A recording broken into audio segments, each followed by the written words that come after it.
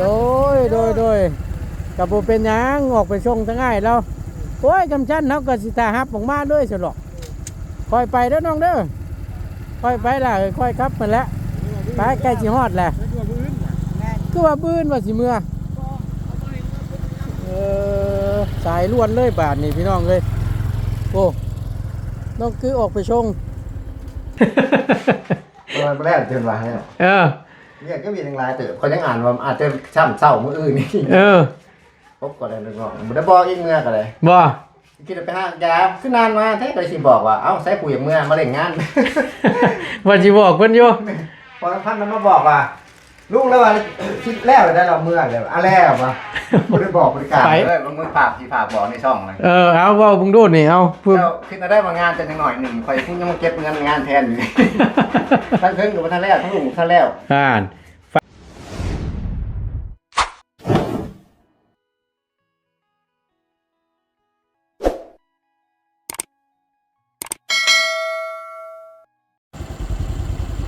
แนวใดมาแนวใดคือจังว่าฮุบหอบกระบุงค้อนกระตามาบาดนี้อันเขาให้โทรเมื่อละเมื่อไปขุดห้องน้ำไม่ไว้บ่ขอโทษกันเด้อทั้ง14เด้อว่าบ่ได้ฮอดผ่านี่เด้อนี่เด้อบ่ได้ทั้งเฮาก็กำลังสิเข้าเอาเครื่องเขาไปให้นี่นะพวกอันนี้นั่นเพิ่นเฮ็ดเองอันนั้นกลับก้อนบาดนี้กลับได้ให้น้องกือไปชงบ่โอ้เก่งอีหลีนี่กือแม่นสุดยอดน้ำเขาหน้าบ่อยนะอาบหรือว่าน้ำน่ะอาบแล้วเฮ็ดได้ตัวสิออกไปชงง่ายแล้วอยู่ทางนี่บ่โอ้มันจะนักเลยโอ้ยเอาเดินทางปลอดภัยได้เด้อกูละเป็นเจอกันจุบุ่นแหละก็จังหวะห่าวแท้ๆโอ้ขึ้นแล้วก็ชี้มาเช่าดิเก้าประหยัดขันบ่โอ้ยเนาะเอาค่อยไปค่อยมาจันจังจาเดี๋ยวเอานี่เข้าไปชงเพิ่นก่อนใช้แนวไหนมุดไปยังในป่าผู้ไปขึ้นรถพุ่นแล้วโอ้ย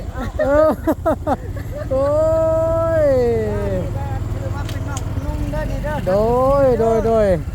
กับโบเป็นยังออกไปชงทั้งง่ายแล้วโอ้ยกำชั้นเขาก็สิตาฮับออกมาด้วยสลอกคอยไปเด้อน้องเด้อคอยไปล่ะคอยครับมันแล้วไปใกล้สิฮอดแหละคือว่าบื้นว่าสิเมื่อ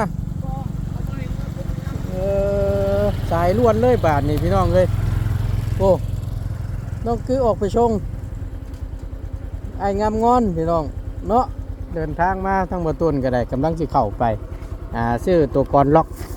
ตัวต้นนอกนี่แหละเขาไปให้เพื่อนพี่น้องเนาะพี่น้องพบเจอกันอยู่ในเด้อพี่น้องเด้อเนาะมาบาทนี้พี่น้องเลยเอาถือว่าได้มุ่งตัวทางขึ้นนี่แล้วเป็นที่เรียบร้อยเนาะคักแน่แล้วบาทนี้พี่น้องเลย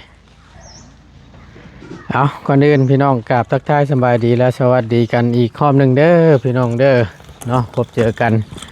พอดีแถวนี่แหละมาไว้ให้ทั้งไอ้สร้างเขาพอดีหาทั้งไงแล้วโยก็ว่าอยากให้เฮ็ดบันดอกบันไดอันโบเวนบันไดเฮ็ดประตูปิดทางขึ้นนี่นะพี่น้องเลยก็ได้ซื้ออันนี้มาให้น้ำเน่บานพับเพิ่นได้พร้อมก่อนแม่นบ่ไอ้นี่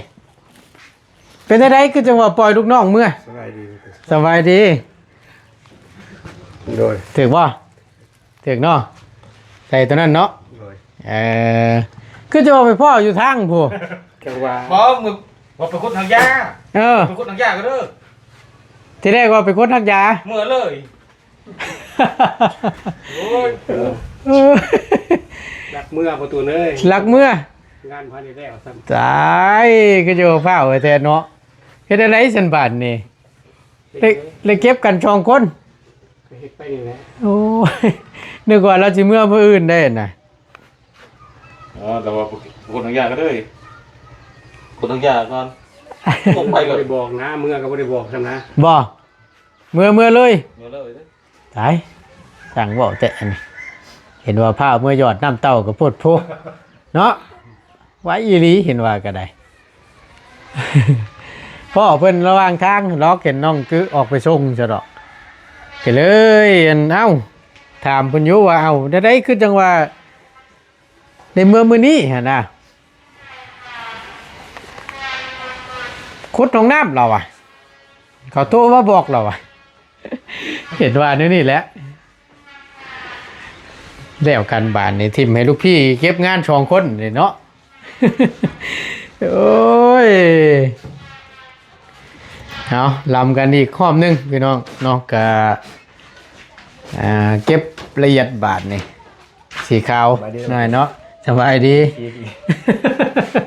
ตอนแรกเตือนว่าให้ เออ เนี่ยก็มีหลายเติบคนยังอ่านว่าอาจจะช่ำเศร้ามื้ออื่นนี่ เออ พบก่อนเลยนึกว่าบ่ได้บอกอีกเมื่อก็เลย บ่ คิดไปหายาคือนานมาแท้ก็เลยสิบอกว่าเอ้าใส่ปุ๋ยเมื่อมาเล่นงาน ว่าสิบอกเพิ่นอยู่ พอพันมันมาบอกว่าลุงแล้วว่าคิดแล้วได้เราเมื่อเลยอ่ะแล้วมาบ่ได้บอกบ่ได้กล่าวเลยเมื่อก็เลยต่างเป็น โอ้ยเนาะ เมื่อบ่ได้สนกันแล้ว เออแม่นความคือเว้าอยู่ได้เนาะก็จักเมื่อแล้วบ่ได้ฟังไผ ฟังไปดักเมื่อพร้อมเป็นบอกว่าเมื่อน่ะ ก็ว่าแล้วเอ่ยปากเลยติ อย่าบอกให้เมื่อนะวะ เนาะ แสดงว่าพอน้องพักคุณมาบอกก็ที่ว่าเราไปดิไปดินั่งดิใช้ดื่มนะ เออ จนพอย่าเห็นเดียงบ่เห็นอยู่ว่าไม่ได้บอกให้กูมาจากเมื่อมาเล่นงานดูว่า เออว่าสิให้เพิ่นเก็บ แม่นานๆ งานเก็บการให้มันแล้วก่อนว่าติ จะโบกกันคันได้บอกให้โบกให้ก้อนดิฉันขึ้นปูนไว้ให้ข่อยนะ เออ ข่อยยังขีดเทิงมันยังไรยังเห็นอยู่ยังใส่ชี้หนาตอนนี้จะปาดลองมันใส่ เออ ใส่คิ้วมันอีกก็มันใส่ ถ้าว่าเมื่อไร เบิดคำสิเว้าลูกพี่ก็ได้ ถ้าอย่างง่ายจะอย่างหัวเลยมันจะอย่างทำแรกมันเล่นงานมันให้เบอร์ปลาฉัน เออโว้ยเนาะ เป็นว่างานยังหน่อยนึงก่อนนะ เพิ่นเว้างานยังน้อยเดียวนึงว่าซั่นเผาเมื่อก่อนว่าซั่น จักหนางานมาหน่อยนี่ จะว่าได้แล้วเอว่าได้จ้ะ เมื่อวันเถอะซะ เออ ถึงงานเรืองานหน่อยคันใจอย่างเมื่อแรกนะหามาเดือน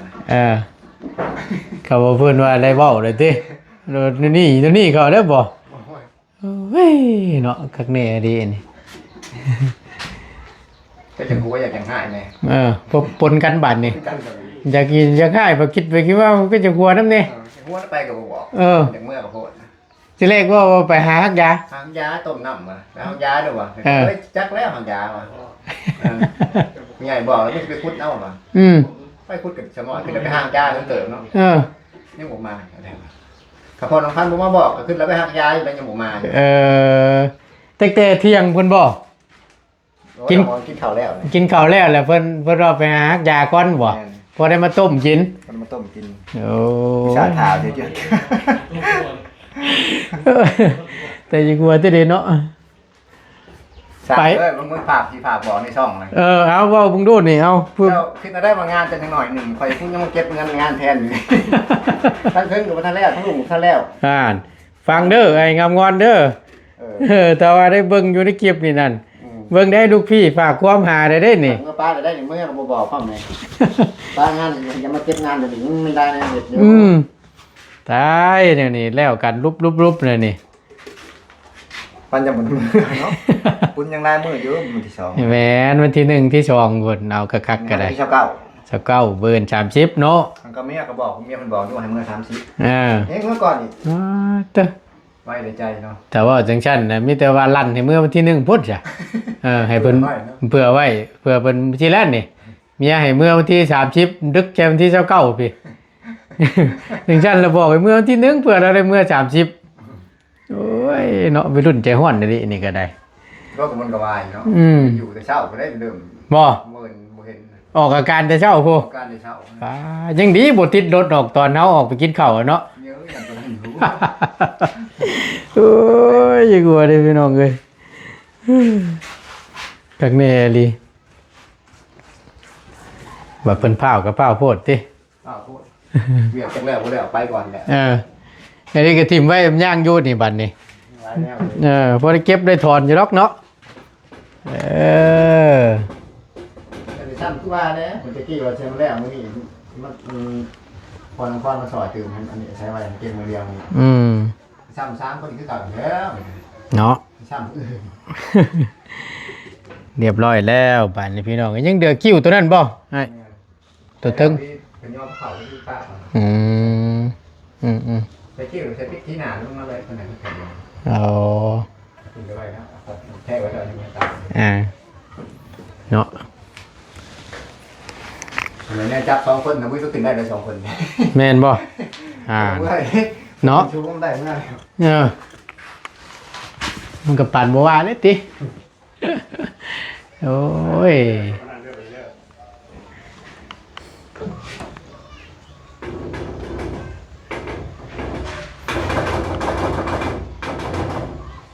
เตรียมเก็บสีแล้วบ้านนี่เก็บเพื่อนข่าวก่อนบ่เก็บตัวข่าวก่อนบ่ เขาเลยฆ่าเลย อ๋อ คอยมันยังว่างขึ้นไปเทิงขาเราแหละ จริงดูมันเก็บจะไปเห็นงานทุกคนมันยังงานโบกงานอะไรเลยทางเทิง งานโบกงานอย่างบันไดทุล่างพุทธิ ลายแนวเด็ดอันนี้เก็บทุ่งซ่าถ่าเปิดเราเมื่อไหร่ก็ได้ท่าท่าสักวันหกจะได้ถึงเห็ด โอ้จากเป็นเด้อเนาะแล้วกันบานนี่อันละบัดนั้นอันนี้ได้สาขาแห้งเพิ่นได้สาเหตุใดโอนเอาติ โอ้น้องไหนสมัย คักเนี่ยนี่พี่น้องเลย เมื่อจะว่าได้จะได้ก้าวนะมั้งเดี๋ยวโคตรยังมือเดียวนี่ถึงมือยังไงมือเช่ากันเนี้ยอะไรตรงนี้แท้ แม่นเบือนเช้าก็ได้หรอกหรือว่าตอนเที่ยงก็ได้เดินทางช่วงบ่ายนะวันที่30นะสิพอดีเด้อ ขอเก็บไว้นะมันแดดมันเบิ่งอีกมือ ได้หรอกสิบ่ได้ซ้ำเช้าแล้วสิได้ซ้ำเที่ยงซ้ำบ่ายเพิ่นแล้วเบิ่นนี่คำว่านั้นน่ะสายยาอาจมันก็บ่แม่นแล้วน้อยอาจเนาะฮะโอ้ยบ่ได้เนี่ยนี่ขาดแล้วเนี่ยนี่ สีกับพ่อเด้อประตูเด้อ ฮะ สีนี่พ่อเด้อ สีนี่ นี่ได้สีอันทายอยู่ สีท่านี่ ตัวนี้ก็ได้2รอบ ช่องปองบ่พอบ่ พ่อนั่นเบิดได้นี่เดือนมาเดียว เหลือเท่าตัวนี้บ่ นี่ก็เบิดละหมดเลยเบิดได้นี่ นิ่งเดือบันไดบัดนี่ ด้วย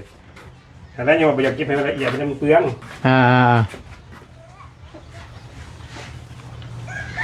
ใช่ลายแท้บ่ ตรงกลางพ่อว่ะกระไดแต่กระได ตัวนี้ก็ท่าน้ำแน่นะพี่น้องไม่ละแนง ไล่เบิดนั่นแหละ ทุกเส้นทุกอันนะเสริมเข้าไปเพราะว่ามันออกเป็นสีเดียวกันอยู่เรื่องของเรื่องแต่ไงเราก็ได้ทาให้มันนั่นซะว่าซั่นมันหุงมันเข้มอีกช้าว่าซะ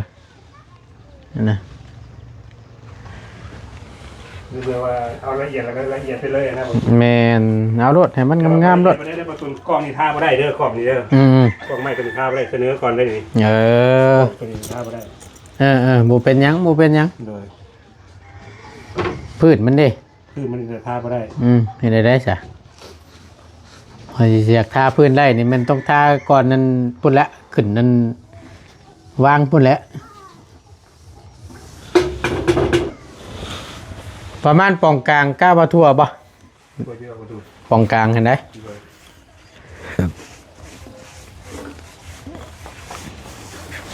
ยังเดือดตัวบันไดเนาะ โดย โอ้ยแล้วกันบานว่าใช้ซ้ รู้สึกว่า3ป่องว่ามันรวยอย่างไรนะ ำบ่ รู้สึกว่า3ป่องบ่มี เฮือนน้องพันธุ์นะผู้ไทย บ่บ่ ใกล้เคียงกันได้ประตูนึงลูกติ่งกับมันเฮือนสำคัญนี่ บ่ ใกล้เคียงกันได้ ใกล้เคียงกัน โดย ทางหน้าเพิ่น เรื่อง ได้ เดียวบ่กี่ลูกเองได้ โอ้ ว่าเรื่องทาสีลูกติ่งนี่นะ อืม เรื่องใส่สีพื้นที่ใส่สีใกล้เคียงกันเลย ๆ ประตูก็2บานดึง2บาน อ่า ประตูบ่เยี่ยมดึง2บานประตูใหญ่ดึงบานหนึ่ง ลูกติ่งกับบ่กี่ลูกลื่น เดินกันนั่นนะ ลื่นกันนี่ เฮือนน้องพันธุ์เพิ่นน่ะนะ โดย อืม พื้นที่ใส่สีมันจะใกล้เคียงกันนะ อืม มันก็เลยเบิดเกิดเท่ากัน เกือบพอๆกันเนาะเอาลองทาเบิ่งก่อนจ้ะเขาว่ามันบ่พอจำปองกลางนี่ได้อยู่ดอกเดี๋ยวสิจัดแจงมาไว้ให้เนาะได้ผู้นี้ทั้งประตูนี่มาอันนั้นแทนเนาะ เลย ข้างแน่ดีพี่น้อง อันนี้ที่สั่งกำลังเห็ดนะ เอาก็จังว่าเห็นเนมเห็นนั่นน้องกึเพิ่นขับรถลงมาเนมเบิ่งตะไกมันแม่นไผสอนถ่ายเอาทุ่มมาหิวอันก็สอบสิลำมาหน้าสอบเสื้อผ้านะเบิ่งก็คักแม่นายงามงอนเอ้าว่ะไปได้คือจังว่าเมื่อไว้แท้ว่ะเมื่อนั้นมันเป็นเผาเราอ่ะเผาก็โทรมาไปขุดของน้ำเราอ่ะแล้วเราบ่ฉันทุกพี่บ่ว่าบ่ว่ะไว้ยังเดือนน้อยเดียวนึงเราอ่ะฉันบ่ซะว่ะใช่ว่าคือว่าได้ยินว่าสิเมื่อมื้ออื่นว่ะนายที่30ว่ะ โอ้ยเราะแต่กลัวจะดิ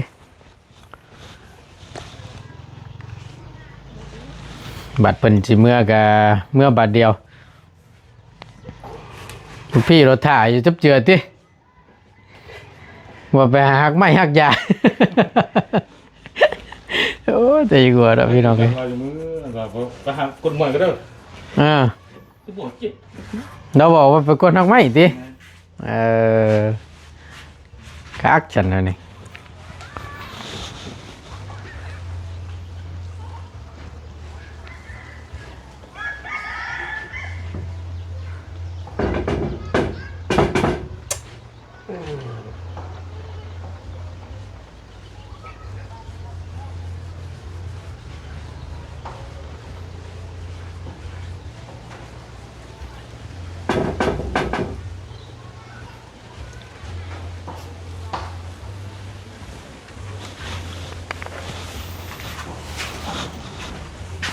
มันเป็นอยู่ว่าน็อตที่จะบอกให้เขาชื่อนี่เบิ่งด้วยอยู่ในถุงแล้วก็แกะออกมาจะชื่อว่าบุตรใช่ไหมจ๊ะ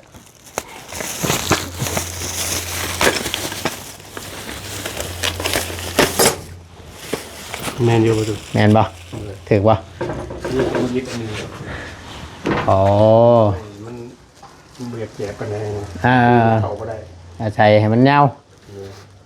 มาดึงใหม่นี่ครับเอากันยังว่าตัวใดที่บาทนี่วะก็ได้เขาไปถามเพิ่นตัวนี้แหละมาตัวชื่อให้ใส่ประตูตัวบานใหญ่นั่นเนาะนี่นะพี่น้องบัดนี้ก็70,000พร้อมกับอันนี้นำนี่อันนี้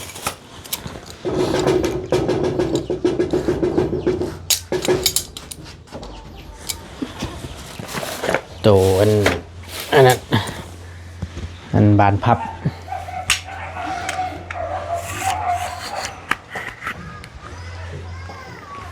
ใช้ทั้งเจ้าของเรามาเบิ่งอยู่บ่มื้อนี้ได้เห็นได้มาเบิ่งอยู่บ่แล้วก็นั่งแยงอยู่บนมือบนเวียนบ่3มือเห็นเรานั่งแยงมาเบิ่งเด้อติอยู่หม่องใดเพิ่นนั่งอยู่หม่องใดเพิ่นนั่งอยู่หม่องกองไฟเพิ่นใกล้แล้วว่าแล้วเนาะเกิดเป็นนั่งเข้ามาแล้วเราเป็นคอยแล้วเราไปแล้วเราใครจะได้อยู่เงินงามแล้วบ่หนาวแล้วเห็นสภาพเราก็สงสารบ่ตูนเอ้ยตะกี้วางแน่น้อยเนาะคือเห็นนั่นแหละให้วางนะบ่ได้หังบ่ได้มีที่ฝากเคยผ่านชีวิตนี้มาคือกันโดยเห็นเพิ่นแล้วก็คือชีวิตผู้ขามันว่าซ้ำเติมหั่นนะโดยบอกไปอย่างนึงเพราะว่าชีวิตเกิดมันไปอยู่แบบนี้คือกันหั่นนะโดยแล้วก็มาเห็นเพิ่นอยู่แบบนี้แล้วก็มันคือว่าชีวิตเฮามันมาซ้ำเติมคือว่าจังซี่นะมันมีคิด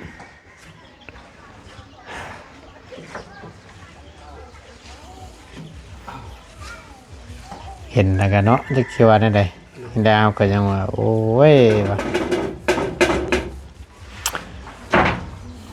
ก็ดีใจน้ำเนาพี่น้องเอ้ยเนาะก็ได้โดยที่มีผู้รักผู้ใหญ่เพิ่นได้ชดชอยเข้ามาพี่น้องนี่แหละเฮ็ดเทือนเฮ็ดชานให้พอได้สนได้เช้าชีวิตบรรปลายของชีวิตตากแดดตากฝนตากลมมากับหลายฟ้าหลายปีเราก็ได้เอาไปช่วยบ่เกิน4 มื้อไปอย่างเฮิงประมาณนั้นและต ทางบ่ตูนก็ยังว่าอยู่ได้ลมกับทางนาบ่าวแล้วอยู่พอตู้นี่แหละก็ได้ว่าแต่ว่าเพิ่นเฮ็ดแล้วทั่วบ่ดีแล้วก็จังคอยหามื้อหาวันเด้อว่าให้ขึ้นให้มันแล้วมันทั่วพอแล้วให้ได้ขึ้นไปนอนนี่แหละว่าเพราะว่าก็เฮ็ดก็บ่ได้ใหญ่ได้เตดอกก็ให้มันนี่แหละเว้ากันบ้านใกล้เฮือนเคียงนี่แหละ สิริมงคลเนาะประตู แม่นเพราะมันเป็นสิริมงคลนะ แก่ชีวิตเราเองนั่นแหละ แม่น คือว่าเราดีจากพญาติลูกค้าก็มี โดย คิดไปแล้วนะ แม่น ก็ขอให้เป็นจังซั่นเถอะ สาธุนำหน่อยเนาะ โดย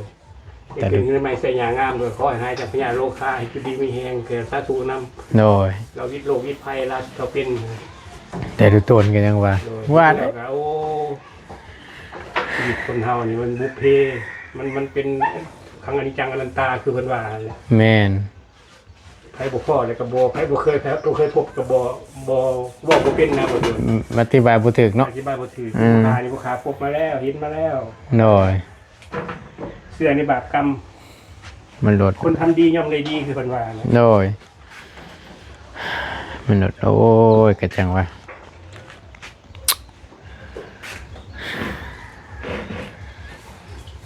มีแต่ว่าท่าเบิ่งก่อนได้เด้อแต่ว่านั่นเดี๋ยว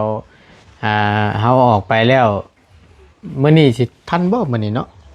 คำโบชั่นเป็นมื้ออื่นได้อยู่บ่ ได้บ่ถูก โอเคเดี๋ยวเฮาสิจัดแจงเบิ่งให้ว่ามันเพราะว่าเฮาญาติมันนั่นนะพี่น้องเอ้ยเบิ่งรหัสเพิ่นก่อนเดี๋ยวเพิ่นสิลืมได้นี่G02ได้นี่เนาะนี่ชื่อ วางยากันตีนพัน ฮะ พอน้องพรบริวางยากันไว้ติ่มนี่ จังว่าแล้วนี่ แค่นี้บริวางยาสิบ่เดี๋ยวเห็นข่อยท่าอะไรมันวางยาไว้ของพ่อแม่นะ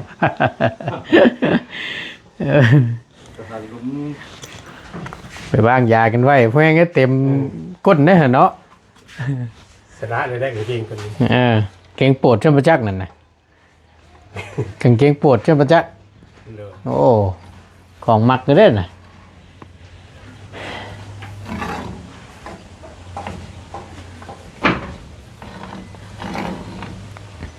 ยังเดือดตรงบันไดพี่น้องเลยเนาะที่ยังอยู่กับบานนี่แหละบานนี่แหละขอบแคบเพิ่นต่างๆนี่แหละเพิ่นยังสิเก็บไปอยู่เดี๋ยวบ่ต้นสิออกไปซื้อมาไว้ให้ก่อนหมูมันรุดกินอย่างเด้หมูนี่เนาะกินมันกระบกบ่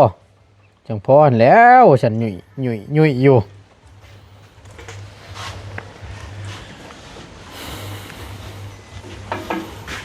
ทาสีคือขั้นทาว่าผู้ทาเป็นกับสีทาสร้างเลยผู้ทาบุเป็นกับสร้างทาสี เชื่ออยู่ผู้ทาเป็นกับสีทาสร้างผู้ทาบุเป็นกับสร้างทาสี เพราะว่าย่อยเลยบางคนเฮ็ดบ่เป็นน่ะติดเบิดเลย ผู้เฮ็ดเป็น เฮ้ยหมดหาดเฮาก็ยังมาย่ออันโต่งหัวใส่บอลนิยมสิย่อยมาใส่เฮานี่แหละนี่ก็ได้เอามีแต่ว่าให้ทั้งอ้ายเราเฮ็ดอันนี้ก่อนพี่น้องเดี๋ยวบ่ตูนสิมาลมรายละเอียดเกี่ยวกับหั่นค่าน้องกึนี่แหละพอดีทั้งบ่ตูนก็สิหาทั้งอ้ายเราต่อเลยพอดีมันได้เฮ็ดแล้วมันหาทั้งอ้ายเราเฮ็ดให้มันแล้วเลยนะพี่น้องเดี๋ยวบ่ตูนสิลมกาสร้างแล้วก็พร้อมทางรายการไม้บ่ตูนสิเอาไปสั่งมาไว้ให้ก่อนจะเฮือนหลังนี้เสร็จเนาะหรือว่าเฮือนหลังนี้แล้วบ่ตูนสิไปเตรียมเครื่องอุปกรณ์มันมาไว้ให้มันจังเป็นการบ่เสียเวลาทางง่ายแล้วเนาะมีแต่ว่าเดี๋ยวให้เราเฮ็ดรายการออกมาแล้วบ่ตูนสิมาเอาพร้อมไม้พร้อมตอกแล้วก็คุยกับค่าสร้างนั้นเลยว่าเท่าใดงบทั้งบ่ตูนมีอยู่ณตอนนี้ก็9ล้านปลายพี่น้องเนาะจักสิได้ซำใดแล้วได้ซำใดแล้วก็จังว่ากันเนาะก็เฮ็ดให้มันแล้วซะความฝันของน้องเพิ่นได้ผู้ได้คนกับ FC เพิ่นก็อยากเห็นนะพี่น้องก็ว่าเรื่องหั่นค่าน้องเพิ่นนี่ยามได้มันสิแล้วสิทั่วว่าซั่นนี่แหละพี่น้องมีแต่รอให้ตัวนี้แล้วก่อนในระหว่างท่าตัวนี้แล้วเดี๋ยวบ่ตูนสิไปสั่งมาให้ เรื่อยเด้อมีแต่ว่าตามนั้นเด้อเดี๋ยวเฮาสิมาลมน้ำใหม่เด้อ โด โอเคสั่นเอามีแต่ว่าบ่รบกวนละไอ้ทั้งไอ้อันทาสีก่อนบาทนี่พี่น้องได้เนาะบัดเราสิเมื่อป้ากับเมื่อแบบบ่ทันได้บอกบ่ได้กล่าวลูกพี่จมน้ำหลังอ้อยๆอยู่โอ้ยคักแน่ดิ จากเห็ดเนาะ ช่างเฮ็ดดีๆนี่ได้คนก็หลายเป็นบาทนี่ ไอ้งามงอนพี่น้องเอ้ยเมื่อแล้วว่าซั่นกับสิเมื่อแล้วก็หามไว้ก็บ่ฟังเราอ่ะเอายังเดือตรงบันไดเด้อพี่น้องเด้อทางขึ้นนี่แหละเดี๋ยวจะได้โบกตัวนี้น้ำเนบ่พ่อสิก็ได้เดี๋ยวบ่ตูนสิออกไปได้ซื้อมาไว้ให้ก่อนเนาะยังเดือคิวเท่านั้นกบเป็นลมฮะตัวนี้ถือว่าแล้วแหละเบิ่งโดยรวมก่อนพี่น้องเอ้ย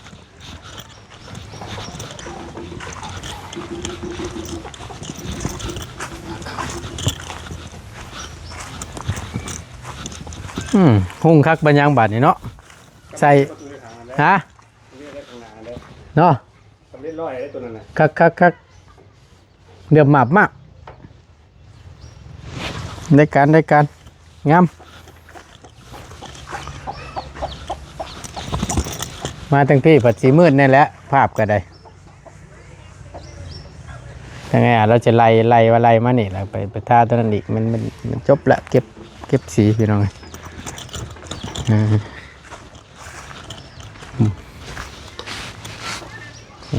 พี่น้อง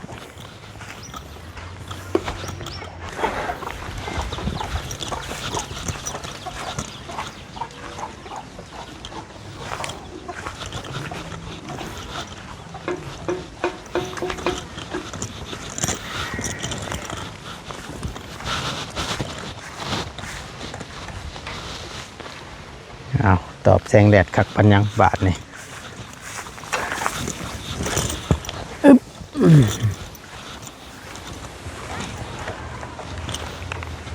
ไปพี่น้องทางบนทนก็จะได้ขอจบคลิปปิดคลิปลงไว้เพียงเท่านี้ก่อนเนาะยังไงก็ขอบคุณในไลน์อยู่ดีมีแห้งเด้อพี่น้องเด้อพบเจอกันคลิปหน้าสำหรับคลิปนี้บนทนลาแล้วสบายดีเด้อพี่น้องเด้อ